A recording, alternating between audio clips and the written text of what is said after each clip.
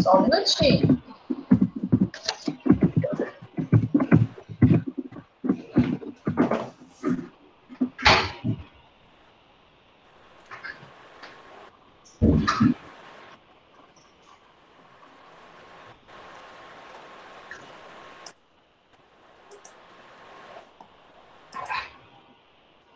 Prontinho. Olá, pessoal, tudo bem com vocês? Sejam todos bem-vindos. Estamos dando início aí a mais uma semana da Educação à Distância e nós estamos fazendo esse evento ao vivo, né? E depois ele vai ficar gravado, disponível a todos vocês aí no YouTube. Antes de começarmos, gostaria de dar algumas dicas que são fundamentais para que vocês mantenham os microfones desligados. Cuidado aí para não compartilhar a tela, tal. Podem interagir pelo chat, mandar perguntas, questões. Aqui a gente pode conversar sem atrapalhar o professor, né?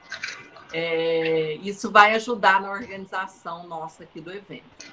Então, quero dar as boas-vindas, agradecer imensamente aí a professora Ana Amélia, a participação da Ana Karen, agradecer a todos os presentes, os professores e colegas que estão presentes aqui conosco.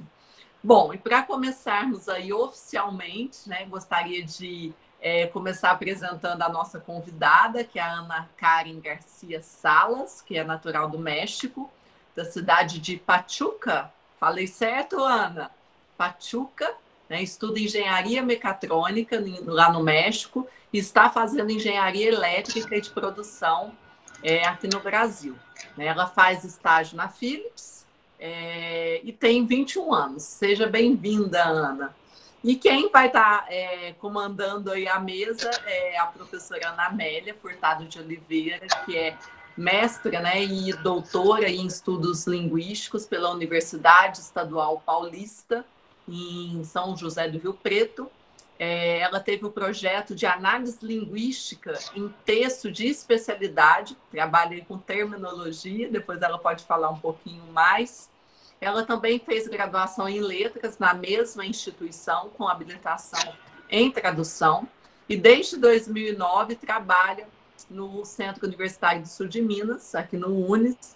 É certificada Google Elevator nível 1, e atualmente leciona comunicação e expressão, francês, orientação ao TCC, português como língua estrangeira e em diversas outras disciplinas específicas aí do curso de letras. Seja bem-vinda, Aninha, para nós é um prazer imenso tê-la aqui conosco. Agora é com vocês. Oi, gente, boa tarde. Muito obrigada pelo convite, Karina. E é um enorme prazer falar sobre esse tema, porque é uma área pela qual eu tenho muito interesse.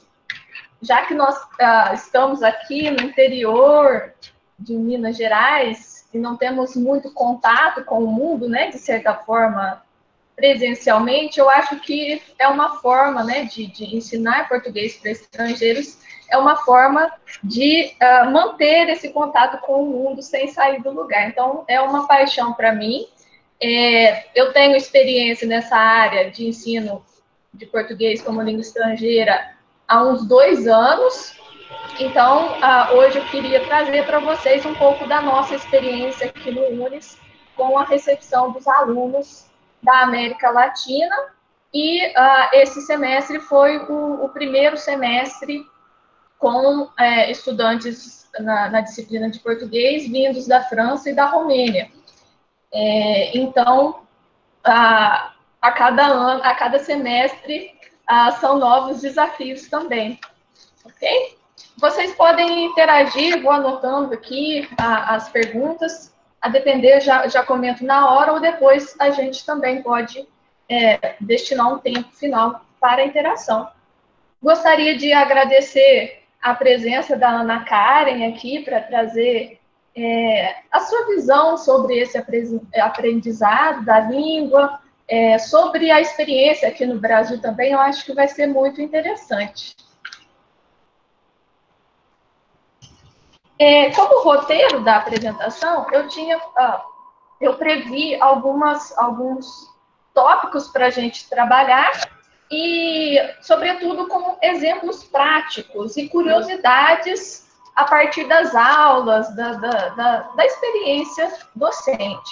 Então, falaremos rapidinho sobre a visão do português pelo mundo, língua e identidade. Depois vou trazer dicas de métodos, livros e ferramentas de ensino de português, alguns exemplos de atividades que nós implementamos, e depois esse depoimento da Ana Karen com algumas dificuldades e visões dos aprendizes sobre a língua e a cultura, tá bom? Então, vamos lá. Inicialmente, colocando aí panorama geral da língua portuguesa no mundo, nós somos a 8ª língua mais falada no mundo, por número de pessoas, né, como língua oficial. E nós temos, dentro das línguas oficiais, nós somos a 3ª língua mais falada. Nós temos 9 países que são oficialmente de língua portuguesa e como língua oficial, e a gente tem que considerar que às vezes a gente coloca, né, como língua oficial, mas não necessariamente em todos os países a língua portuguesa será a língua materna, ou seja, a língua primeira aprendida em casa. Então, a gente tem que observar, sobretudo em alguns países da África, que o português ele vai ser uma língua estrangeira, porque o português ele é uma língua, vamos dizer, mais comercial, não é uma língua familiar. Então, muitas pessoas vão ter acesso ao português oficialmente na escola, porque é a língua oficial, né, o que é ensinado, as matérias são ensinadas em português, mas às vezes em casa já tem essa língua materna, normalmente o crioulo, né, a língua local. Então, é importante observar essa realidade também, né? E a busca pelo aprendizado de língua, ela decorre de vários motivos. Nós temos as motivações pessoais, né? Por que a pessoa quer aprender português como língua estrangeira? Porque o meu amigo é brasileiro, porque a minha filha casou com um brasileiro. As motivações pessoais ou por estudos, famílias. Nós temos motivações também turísticas, com a promoção do turismo no Brasil, em Portugal, em outros países. Há um maior interesse em se falar a língua para utilizar no país de destino. Isso ocorre muito no sentido para outras línguas também. Quando a pessoa quer ir para a França, ela vai aprender francês, né? Nesse sentido de poder estar praticando no país de destino. E, sobretudo, a motivação para esse interesse pelo aprendizado de língua portuguesa ou de qualquer língua estrangeira é a questão econômica e sociocultural. Tomemos como exemplo aí o inglês e o francês. Por muito tempo, no Brasil, o francês era a língua estrangeira principal, devido à sobressalência da França culturalmente, né? O que se lia na época era em francês, as obras, os romances, né? Tudo cultural girava em torno da França. E depois veio o domínio aí econômico, cultural, político dos Estados Unidos, houve o maior interesse pelo inglês e pela prática, não é? E no caso do português, mais especificamente no Brasil, nós tivemos, assim, alguns marcos que podem ter promovido o interesse pelo aprendizado, como foi a entrada do Brasil no Mercosul, então se tornou língua oficial. Um pouquinho antes, o português pelo mundo, a entrada do português como língua oficial na União Europeia. Então, isso vai promover esse interesse pela nossa língua, nessa difusão da língua pelo mundo. Ok?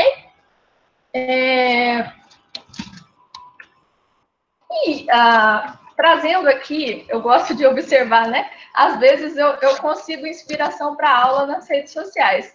E Coincidentemente, ontem no meu Facebook apareceram duas postagens muito interessantes que eu trago aqui para a gente pensar nessa relação de língua e identidade, dessa representação que a língua materna faz como constituição do sujeito. Então, tem uma passagem aqui de Rubem Braga, que estava no site, né, na rede social Português é Legal. Vejam que interessante essa reflexão. E é um pouco o que a gente sente. Mas naquele momento, eu estava no estrangeiro e era obrigado a falar em língua estrangeira, o que sempre é incômodo e ligeiramente humilhante, pois, como dizia aquele português, o Teixeira, não há mais nada hipócrita e constrangedor para um homem de bem do que chamar queijo de fromage ou cheese quando está vendo com toda clareza que, no fundo, aquilo é queijo mesmo. Não é, gente? Então, aqui eu acho que essa passagem, ela representa muito essa questão da língua materna como identidade. O fato de denominarmos aquele produto, o queijo, como queijo, ele vai moldar, de certa forma, a nossa visão de mundo. Nós temos teorias, nós estamos vendo lá em psicolinguística, né, pessoal? Algumas teorias que mostram essa influência da língua no pensamento.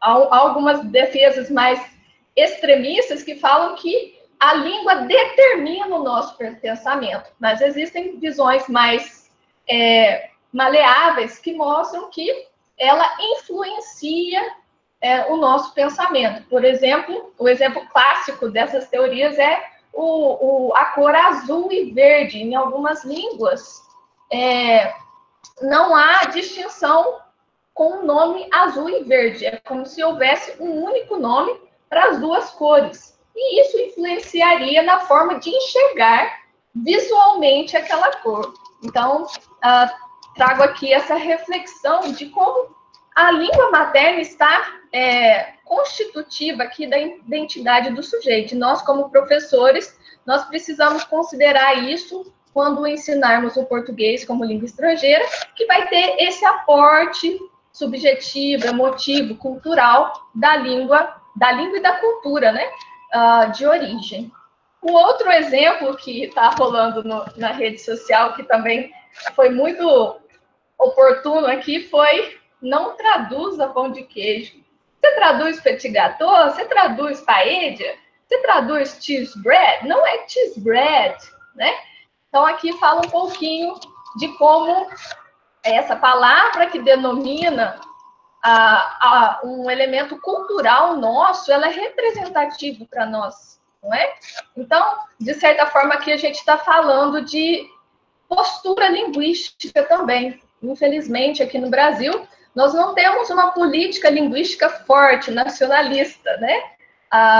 Os estrangeirismos, eles chegam e eles tomam a língua muito mais facilmente com relação a algumas outras línguas que têm políticas de incentivo à língua vernácula dentro do país. Então, por exemplo, vai chegar uma palavra tecnológica nova no país em inglês, eles já tentam incentivar uma palavra relacionada na língua nativa.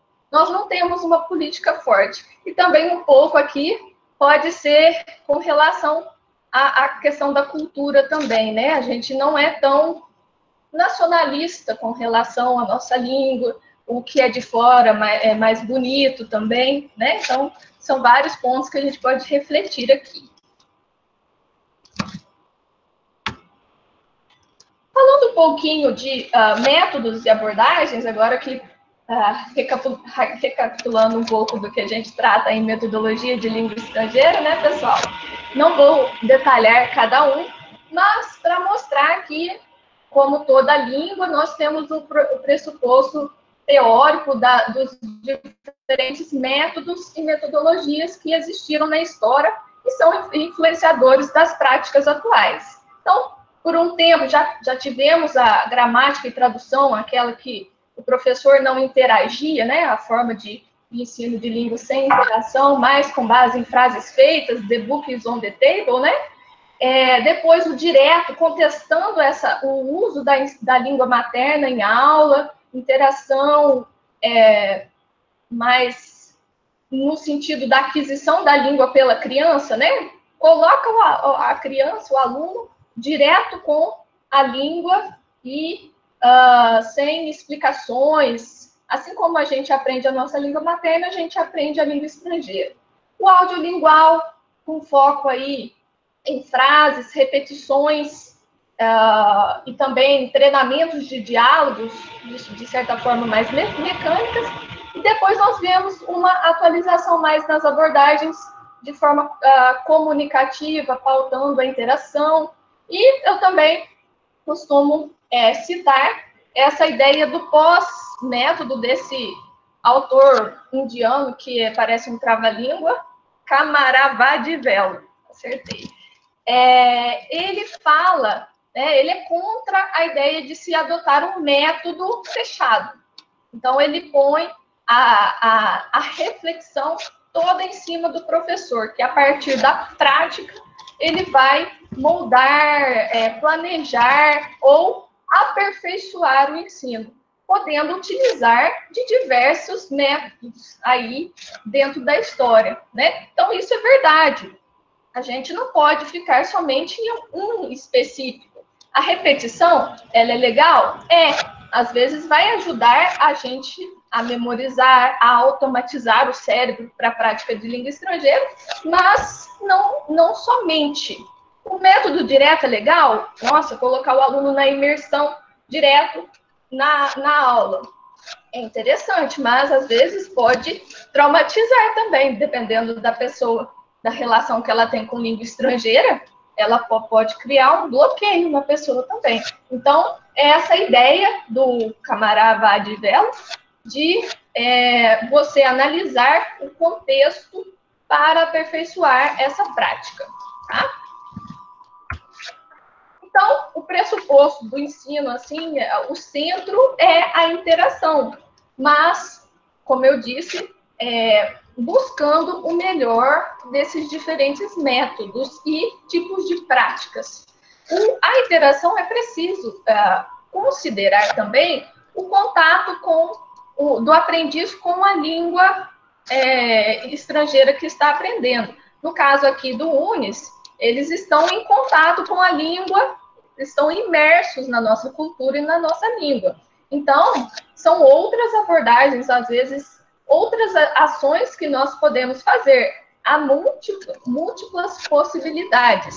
Agora, se a pessoa estivesse aprendendo português, vamos pensar nos Estados Unidos, em que não há tanta interação em português, o professor vai precisar criar formas dessa interação ser mais efetiva. Graças a Deus, nós temos muita tecnologia hoje, não é? Para possibilitar essa interação. O que eu mudaria? Porque você sempre fala. Pessoal, tem alguém com o microfone ligado, se puder desligar, por favor? Porque senão atrapalha aqui o áudio. Então, agora passando para algumas dicas de livros e ferramentas que existem no português como língua estrangeira. Eu indico o método Bem-vindo, que já utilizei. Eu acho um método bem comunicativo, apesar de ser denso. Nós, como professores, passando pelo livro, a gente vê que há muito texto, né? Às vezes, para um nível muito básico, pode causar estranhamento, né? Assim, essa sensação de não estou aprendendo nada, é muita coisa para pouco tempo. Mas eu acho os textos, os diálogos bem interessantes para a aula. Então, eu trouxe 2 que eu já utilizei. Aqui eu trouxe só para vocês verem, né, um diálogo. Eu sempre tinha curiosidade, como que ensina português para estrangeiro, né? Então, às vezes, pode ser a curiosidade de vocês também. Assim como nós temos os guias de inglês com viagens para Nova York, nós temos toda essa essa parte cultural, promovendo o Brasil, existem textos de índios, explicação de folclore, né? Então, aqui foi um diálogo simples de supermercado, e aqui eu queria trazer para vocês o pois não, que pode ser uma pergunta do aluno. Nossa, professor, o que é pois não? Porque se a gente for traduzir ao pé da letra, não tem sentido, né? Então, essas expressões que nós utilizamos pode ser, às vezes, um problema para explicar. Outro também, que me perguntaram recentemente, professor, o que é esse viu que você coloca no final de toda a pergunta? Eu vou aí amanhã, viu? Né? Então, às vezes, nós como professores, nós vamos ser surpreendidos com umas perguntas que não temos a resposta imediata. Aí você vai ter que pensar, ok, pode ser uma interjeição, aí você vai tentar buscar os possíveis significados para isso, não é? O why, né, Isadora? Why. E o why, a gente pensa assim, ele é muito polissêmico, não é? Não é por quê, Tiago? Ele é muito polissêmico, porque pode ser dúvida. Você vai à casa da sua amiga amanhã? Uai, estou pensando, né? Pode ser também de esquecimento, pode ser no final da frase, né? Então, são vários os sentidos para o nosso why, e é algo extremamente cultural nosso aqui, mineiro. Isso, é polissêmico, Valdemir, a palavra técnica para isso que você disse. O que eu estou usando atualmente com os alunos é esse método, tudo bem. Já começa aí uma dificuldade, né? Porque nós colocamos um i nesse tudo bem. Nós não escrevemos, mas a gente coloca um i nasal aí. Então, é uma dificuldade para os estrangeiros, porque eles já pronunciam tudo bem, né? Como somente um e. É uma dica para aperfeiçoar aí a pronúncia. Esse livro eu gostei. Ele fala que é muito para jovens, nova geração. Eu gostei porque você adquire esse livro e há todo o material online. Então, eu achei interessante porque muitos alunos queriam estudar material extra para praticar. Então, o restante é tudo gratuito. O áudio, exercícios extras. Vou passar para vocês o site. E depois eu vou deixar os slides, o link dos slides também, porque tem muita dica pontual, informativa. Então, ali você vai conseguir o áudio que está no livro, correções para os professores, transcrições dos áudios. Então, eu acho interessante. Gostei também da parte fonética do livro, porque ele tem esse solte a língua, que vai focar, né, as frases ou trava-línguas para treinar as dificuldades a depender, claro, aí o professor vai ter que selecionar, a depender da língua materna. No caso do espanhol, eu acho que está sendo muito bom essa repetição, esse treinamento em casa, poder ouvir e na sala também. Então, eu acho essa parte muito importante do livro, que no outro não tinha. E trazendo aqui outro exemplo de página do livro, vejam que interessante, né? Na escola, lá na escola tradicional, como língua materna, a gente aprende o português, nós, eu, tu, nós, vós, eles, né? Toda a conjugação, a gente tem que decorar aquele tu que parece bizarro, né? Um vós mais bizarro ainda.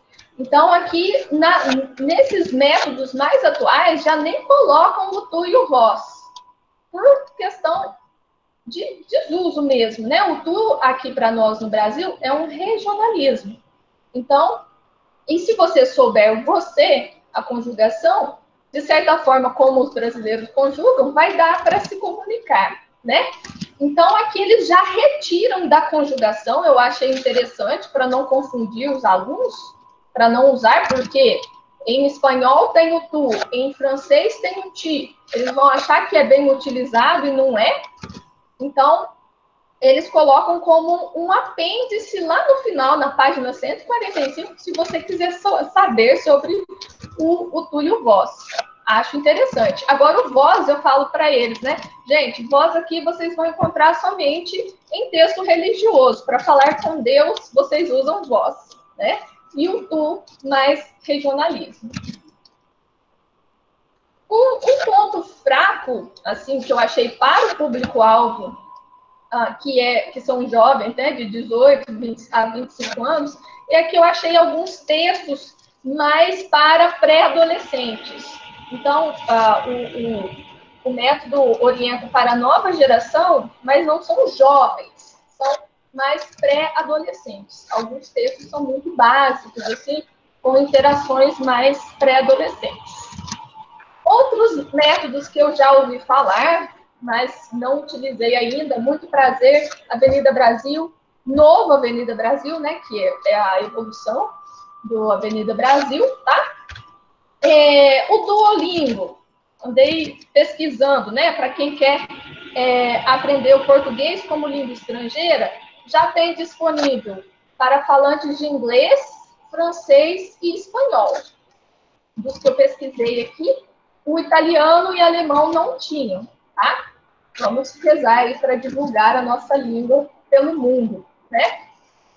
E também nós podemos utilizar, pela disponibilidade que nós temos hoje, vários vídeos do YouTube, podcast, agora com o isolamento social, nós estamos tendo muitos podcasts para trabalhar dentro da aula, ok? E também o que a gente usa mais aqui no Unis e com o isolamento também, eu acho que as pessoas estão descobrindo as várias possibilidades que é o Google for Education. Eu acho que na parte de linguagem, de interação, é uma ferramenta muito rica, né, de você poder escrever e todo mundo da sala visualizar o que o outro está escrevendo. Isso abre várias possibilidades de interação, ok? Então, para finalizar as dicas de ferramentas, sites, nós temos o portal do professor de ensino de língua estrangeira, vou colocar aqui para vocês.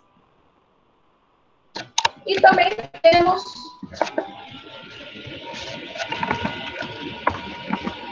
um site de uma organização, uma sociedade internacional de português como língua estrangeira, que é esse CIPLE também.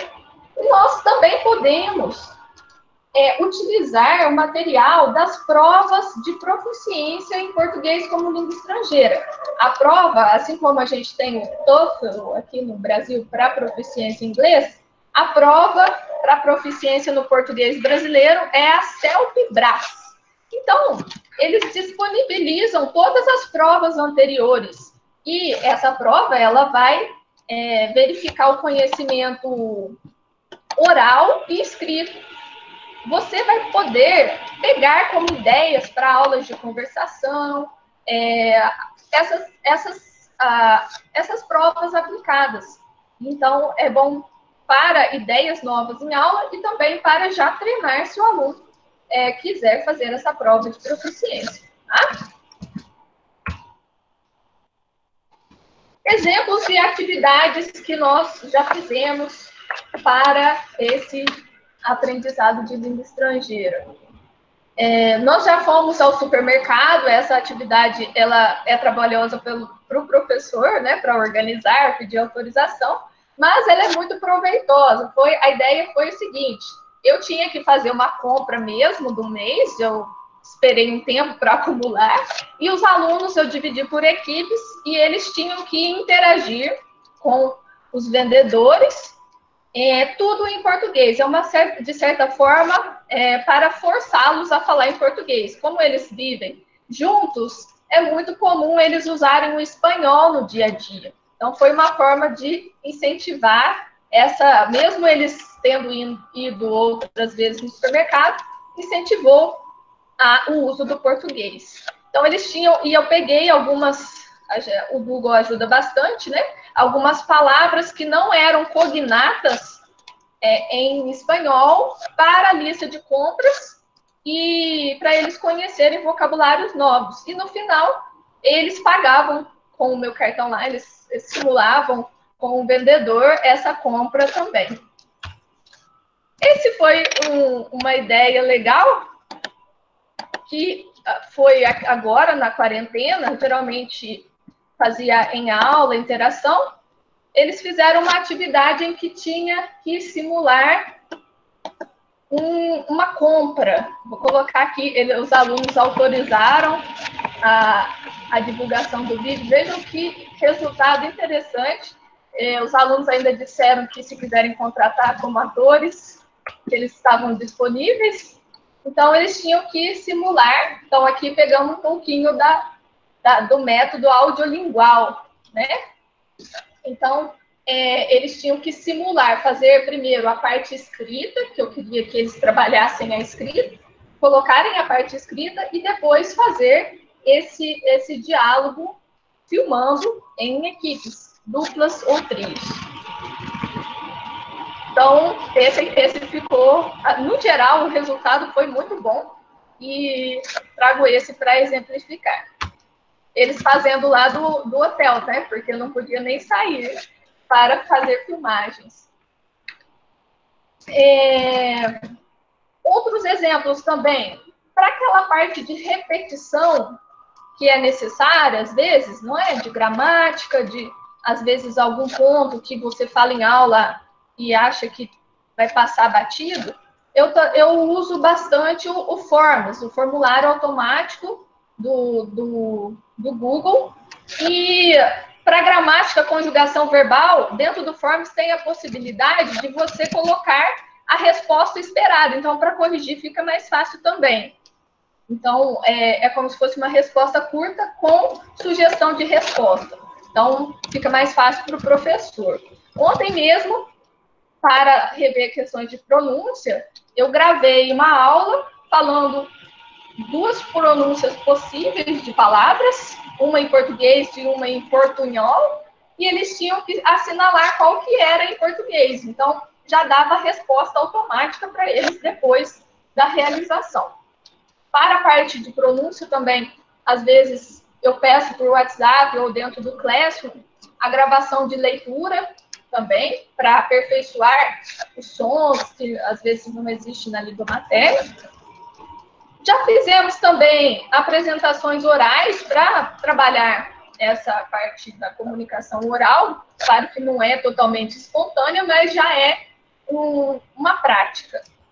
Já tivemos divisão por equipes, e eu coloquei para cada equipe algum ponto, como esporte brasileiro, economia brasileira, às vezes linkando com o curso que a pessoa fazia. Então, esses são alguns resultados, né, de filmes brasileiros, pratos típicos de Minas Gerais. Então, eles tinham que apresentar para os colegas sobre o Brasil em português. Viagens culturais, muita gente acha que isso não é aula, né? Mas aprende muito. Nós viajamos para a Campanha, estava proibido falar português, falar espanhol, desculpe, obrigatório português. Então, eles foram ao museu, passearam na cidade, estava tendo uma feirinha dos agricultores. Eles conheceram algumas frutas que não conheciam.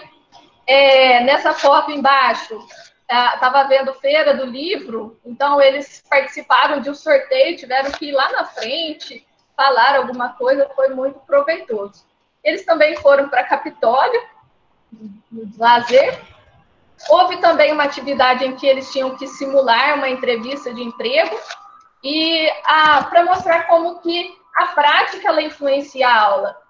Um aluno específico disse: professora, na semana que vem eu tenho que fazer uma entrevista. E aí daí veio essa ideia para toda a sala, porque é importante, já que eles estão no nível superior. Então, eles tinham que criar o currículo deles em português e simular essa entrevista de emprego também. Essa aqui, gente, eu achei muito proveitosa. Então, para qualquer língua estrangeira, você cria um Google Docs, pega um link editável do Google Docs e no meio da aula você libera o link.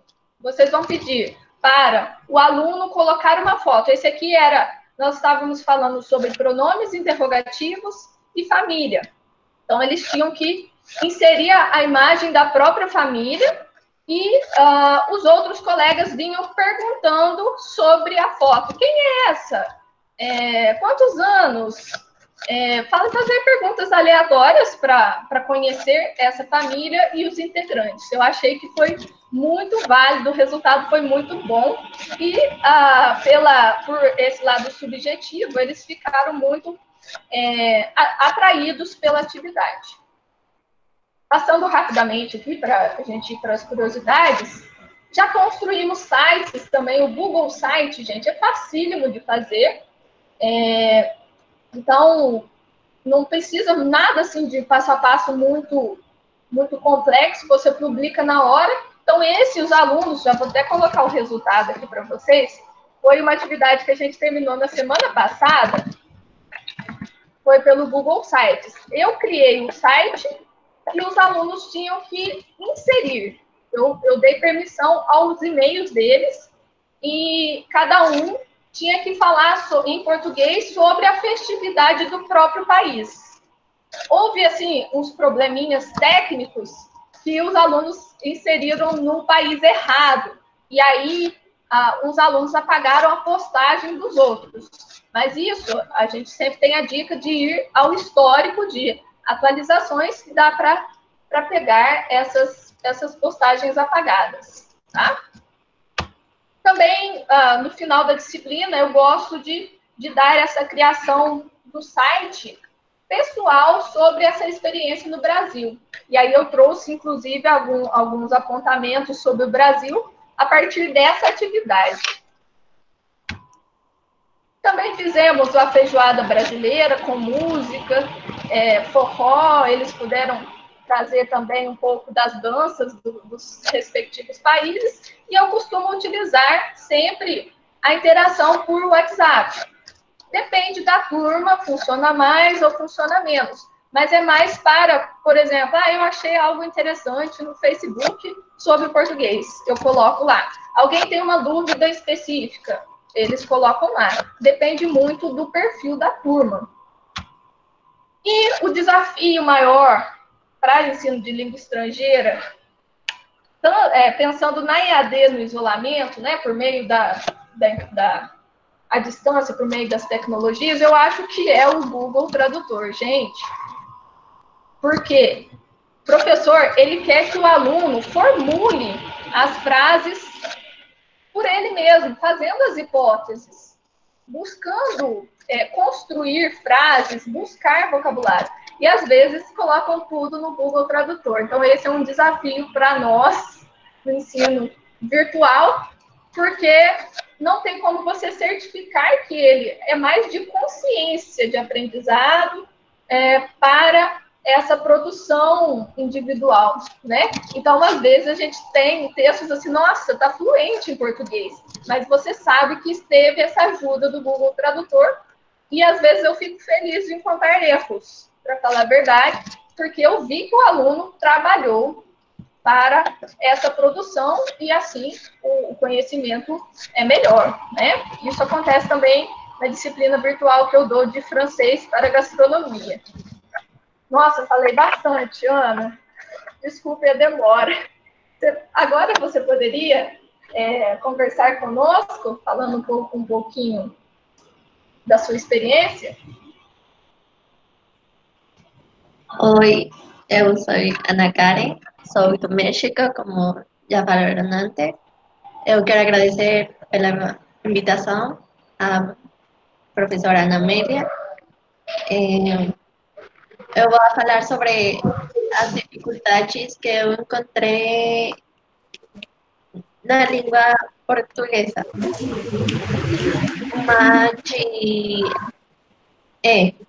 Minha maior dificuldade foi a pronúncia, porque vocês têm muitos sons que no espanhol não existem. Então, eu acho que isso foi o mais difícil. Qual que você acha que é o mais difícil de pronunciar?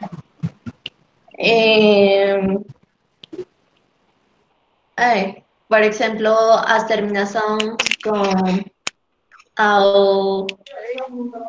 A nasal? Sim. Então, En español no existe ese sonido, então fazer para mim no princípio foi muito difícil. Também, coração. ajá, Isso. O Valdemir também está falando aqui do V e do F, né? sim, também, por exemplo, algumas palavras são Do V e do iguais B, né, Valdemir? no espanhol e em português, só que muda o sonido de a palavra, como você falou, a ele muda o sonido, ele também muda totalmente o sonido. E tem mais variação de letras que o sonido é diferente. É porque às vezes fica muito preso à ortografia do espanhol, não é? Sim. E às vezes confunde como que seria aquela pronúncia daquela letra, não é? Sim, por exemplo, a palavra diferente em espanhol é diferente. Se escreve totalmente igual, só a pronúncia muda todo. E você já pegou esse som que é muito difícil para os estrangeiros, né? Você falou nessa fala sua, você já falou dificuldade, já está brasileira, né? Porque a tendência do estrangeiro é falar dificuldade. Sim. Então, Sim. você já pegou a tendência brasileira da pronúncia. A maioria fala isso. Já está brasileira mesmo. E com relação ao Brasil, a cultura... É muito diferente porque acho que o que mais eu tardei em acostumar foi a comida, porque México tem o mito que toda comida tem picante, e é verdade, mas os sabores são diferentes, então eu acho que na questão de comida é muito diferente, também da música. No espanhol e no México não existe, por exemplo, sertanejo. Então, muitas questões culturais são diferentes. Também eu falava em um tempo com um amigo que ele perguntava para mim por que você almoça às 3 da tarde? Então, eu falava, porque no México, horário de comida são diferentes. Então, por exemplo, se você vai ao México, você não vai conseguir almoçar às 11 ou à 1 da tarde.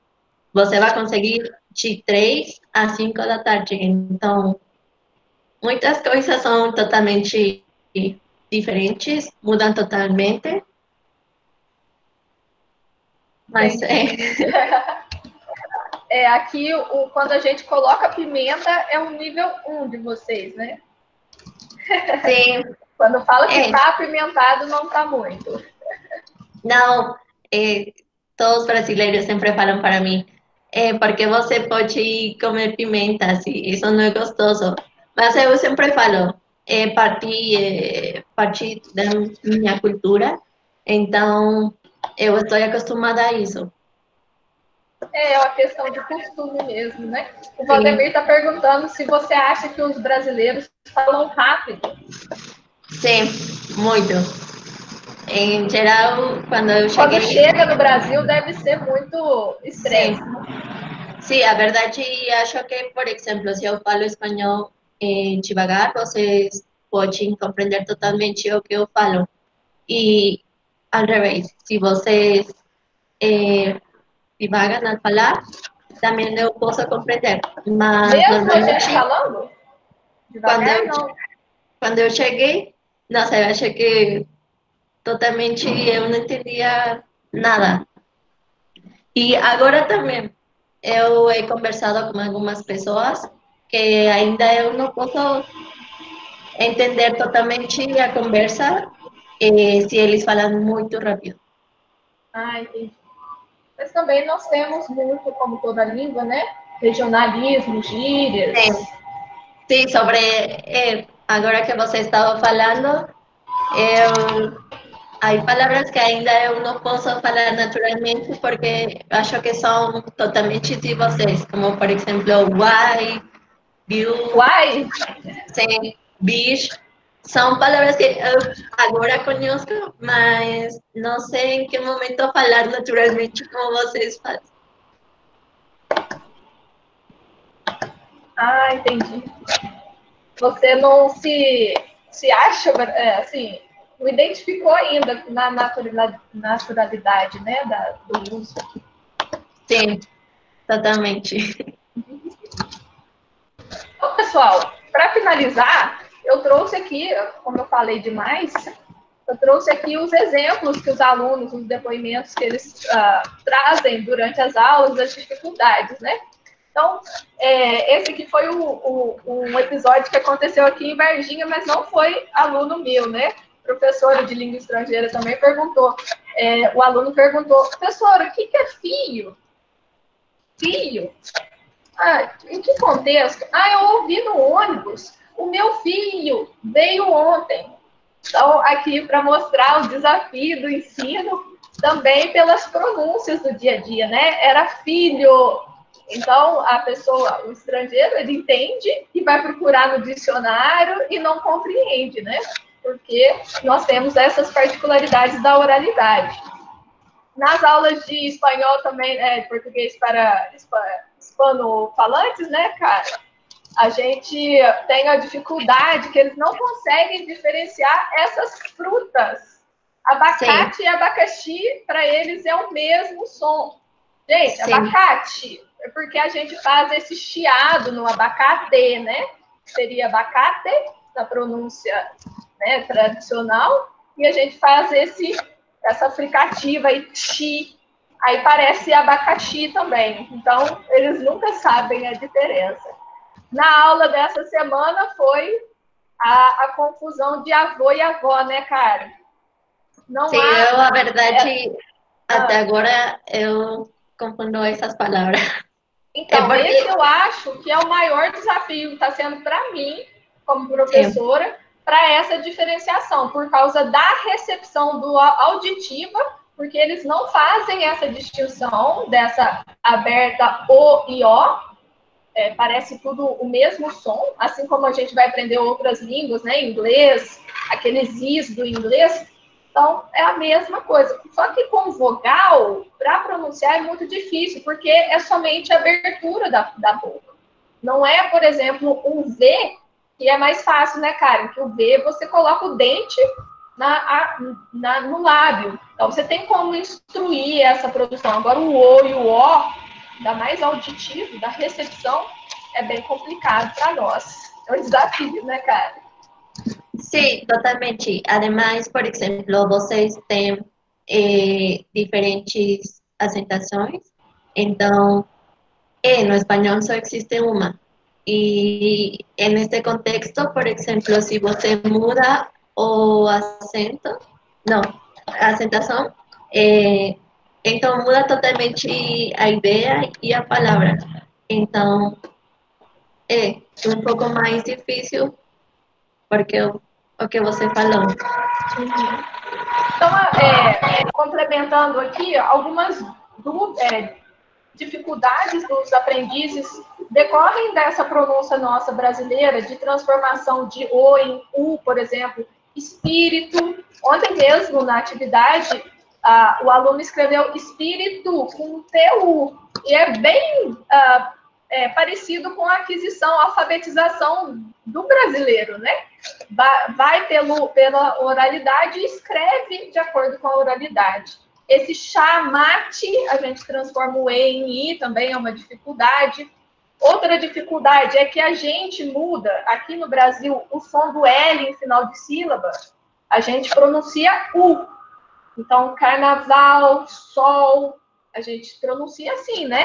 E dentro das outras línguas, permanecem esse L atrás do dente, né? Carnaval, sol. Então, é outro desafio. Um episódio que aconteceu na aula, né, Karen, foi o verbo correr. Falei, gente, vamos treinar o verbo correr.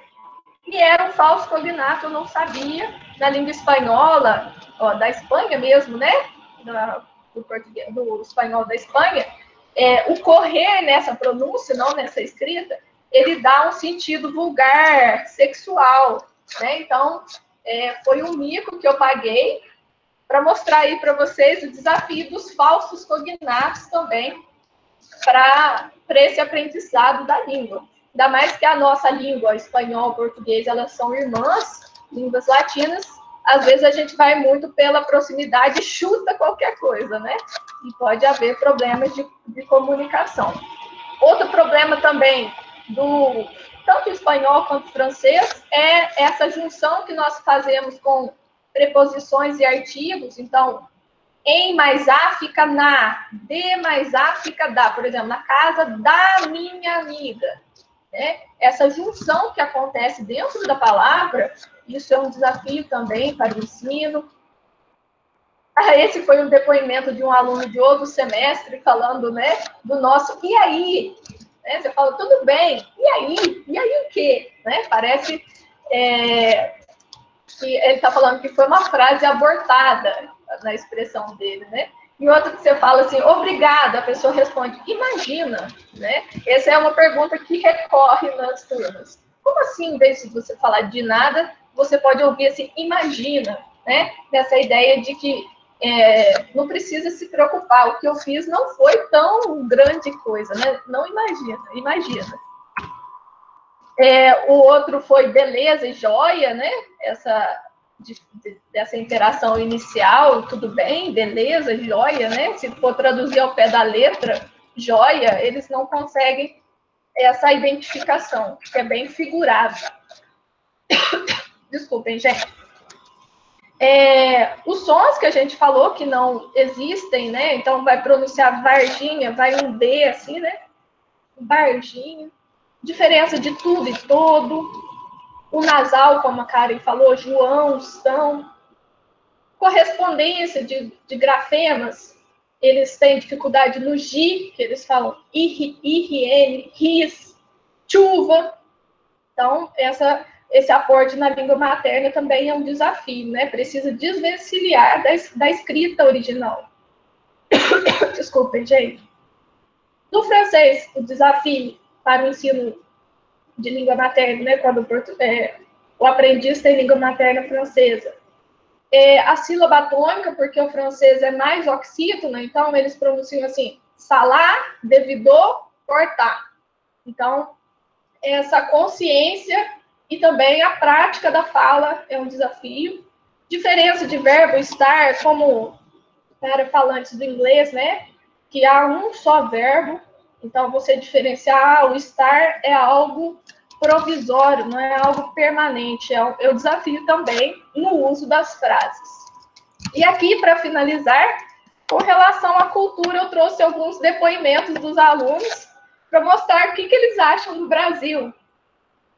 Então, aí, sempre eles falam do feijão todo dia, então eu acho que pode ser uma coisa muito nacional nossa, desse feijão com arroz. Arroz até vai, né, para outros países, outras culturas, mas o fato de ter feijão todo dia, e na aula de comida, de culinária brasileira, a gente vê como que é representativo o feijão na nossa cultura, porque feijoada, feijão tropeiro, tudo tem esse feijão no meio, né?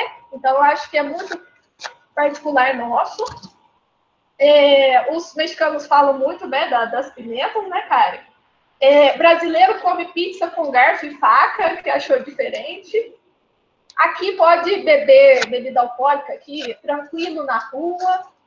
Quase todos os lugares aceitam cartão, e isso eu achei muito curioso, porque em alguns países não é prática ainda de se aceitar cartão. Muitas pessoas têm medo ainda da compra virtual, que para nós já é algo muito prático, né? Existem as ferramentas que foram desenvolvendo para a segurança também dessa compra. Sempre tem padre falando na TV ou no rádio, eu achei interessante. Falam muito também do açaí como fruta nacional aqui brasileira, como o que eles acharam do gosto. Na Colômbia, geralmente eles falam que é muito próximo à culinária, e o aluno dando um depoimento aqui que não tem essa fruta da Colômbia, o lulo, não sei se pronuncia assim, não tem aqui no Brasil, como curiosidade para vocês. Vejam essa, gente, eu acho algo muito cultural nosso.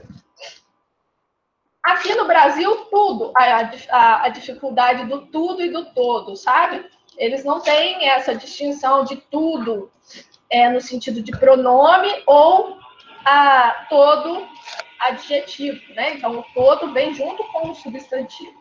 Então, isso é difícil,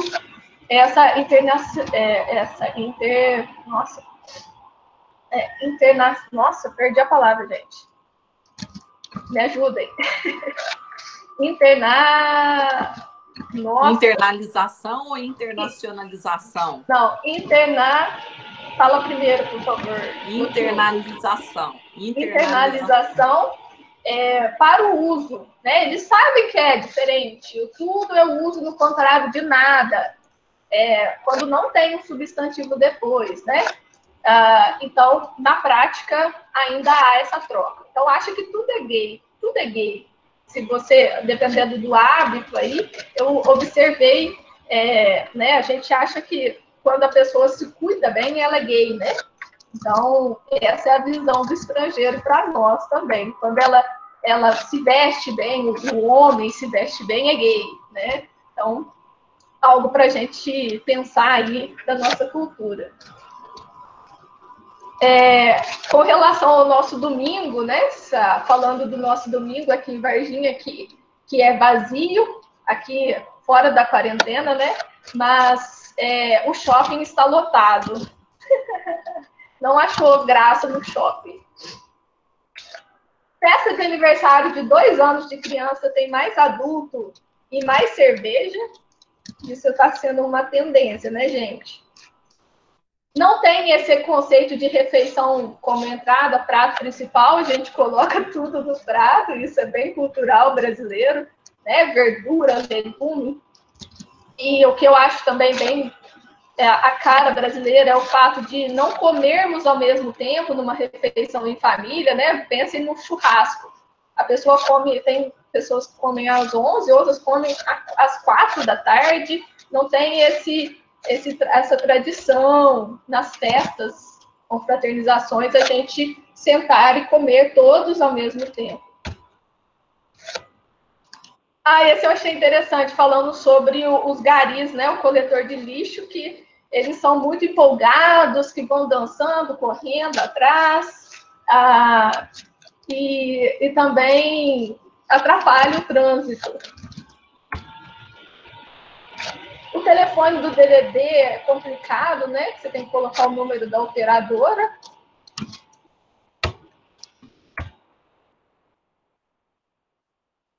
Com relação à cultura comportamental aqui, né?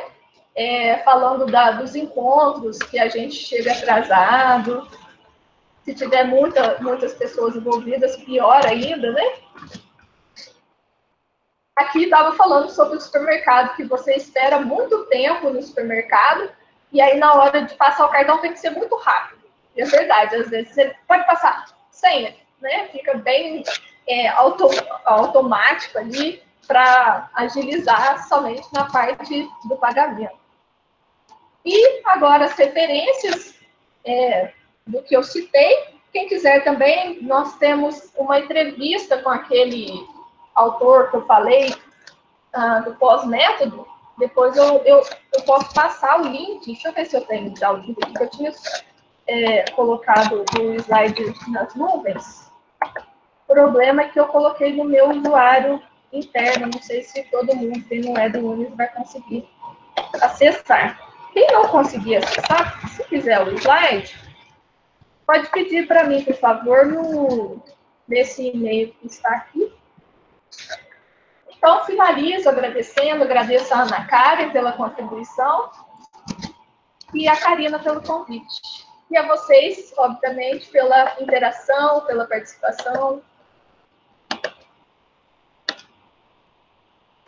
Obrigada, agradeço muito as Anas, né? Uma delícia, daria para a gente ficar aqui. Deixa eu ai, nossa, gente, derrubei o meu celular. Daria para a gente ficar aqui a tarde toda conversando, né, gente?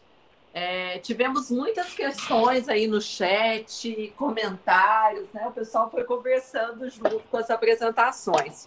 Como que você quer que a gente faça, Aninha? Eu vou passando para você, você vai dando uma olhadinha no que chegou. Eu já olhei no geral. Existe algum questionamento que eu não tenha? Eu já fui comentando de forma... Já foi falando e comentando, né? Tem alguma pergunta, pessoal, que vocês gostariam de fazer, que não tenham sentido, que tenha sido respondida? A Edilane está colocando aqui, parabéns, quanto conhecimento maravilhoso, aprendeu muito, que foi ótimo. Obrigada, Edilane. A Alda também adorou, a Denise, né? Tem muitas... Tem eu estou vendo uma pergunta aqui da Paula Kerner sobre o método. O método natural e o audiolingual. Aí eu comentei aqui do método natural. O natural, ele é mais próximo ao que a gente pensa do direto, né? O audiolingual, às vezes, pode iludir a gente achando que é comunicativo, não é? Porque é audiolingual. Mas, no método histórico audiolingual, ele é bem assim daqueles... É como se fosse frases feitas e repetições, sabe? Ele não tem essa imersão na língua. Já o método natural e o direto, ele já tem essa ideia de que você tem que ser colocado em contato com a língua como se fosse uma criança, né? Como a criança aprende naturalmente a língua materna. Eu acho que teve uma questão da Isadora, eu não vi se você chegou a responder, se o livro estava disponível. O Tudo Bem? Eu acho que foi o que você mostrou inicialmente, né? O método Tudo Bem, você tem que comprar o do aluno. E todos os aportes, CDs, então geralmente para o professor fica caro comprar o CD, né? O aluno, muito mais, né? Então, eles colocam, em vez de vender o CD, eles já colocam o áudio no site. Então, o que você precisa comprar mesmo é o livro do aluno. O manual do professor está no site também. Que ótimo. Ficou alguma pergunta, gente, perdida aí? Se tiver, quiserem aproveitar, não se esqueçam. O Belvani está falando da repetição. A repetição, Belvani, eu acho assim, ela é necessária, em muitos casos, para essa parte da internalização, né, Karina? Agora eu falei. Da língua. Um exemplo que eu tenho, assim, como aprendiz, é que eu, por exemplo, em língua francesa, o passado, ele é composto. Ao invés de você falar eu fui, era je suis allé. Em 4 anos aprendendo o método aqui no Brasil, eu sabia fazer escrevendo je suis allé. Quando eu cheguei na França, cadê que na minha cabeça vinha automaticamente essa estrutura que eu sabia escrevendo? Então, eu acho que a repetição no método audiolingual, né, nesse sentido, ela é eficientíssima para essa parte automática do cérebro. Então, eu quero que venha esse verbo rápido, que eu não precise ficar refletindo sobre ele. Então, o método papagaio, ele não é eficiente, porque a gente quer a interação, a comunicação, a língua viva. Mas a gente precisa de repetição para memorização e para essa prática automática da língua. E interessante, né? Porque aqui vocês compararam, né, idiomas diferentes, mas eu fico pensando, por exemplo, teve um ano numa turma de publicidade que eu tive 6 alunos portugueses na mesma turma. Tinham 5 ou 6 alunos. E eles estavam sofrendo. Eles chegaram um dia todo risonhos na sala. Eu perguntei o que tinha acontecido. Aí eles falaram que passaram a maior vergonha no supermercado porque eles perguntaram onde era a casa de banho. Aí as pessoas ficaram olhando para ele assim, tipo, como assim casa de banho, né? E que banheiro, assim, para eles é o que fica ali ajudando um instrutor de natação, sabe? Que fica ali às vezes vigiando.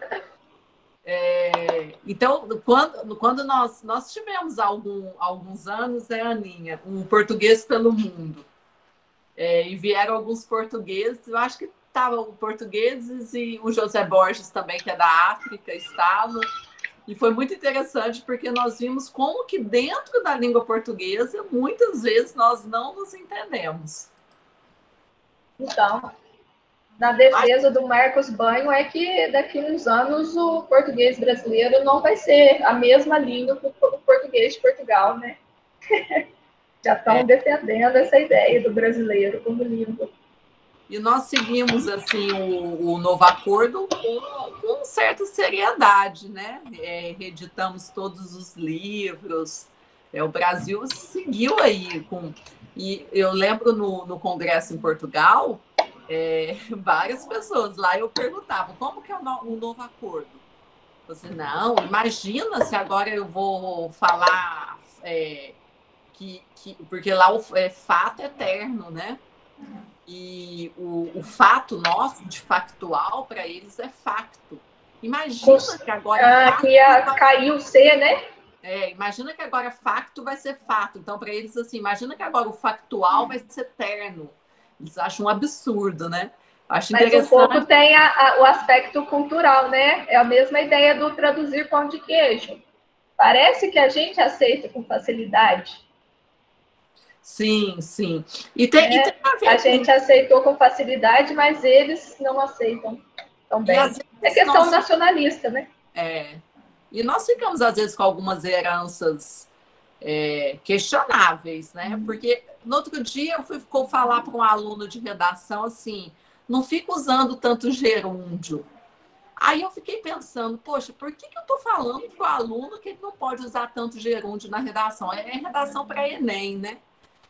Olha, isso é uma herança totalmente portuguesa, de falar assim, né, que o brasileiro corrompeu a língua. Lá eles não usam o gerúndio, né? Estou a cantar, estou a andar, né? Não é estou andando, estou cantando. E o gerúndio nosso é bonito, né? Esse an. Enfim, são questões que vocês foram falando. Depois, a nossa língua também, como o Marcos Banho fala, né? São muitas línguas em português.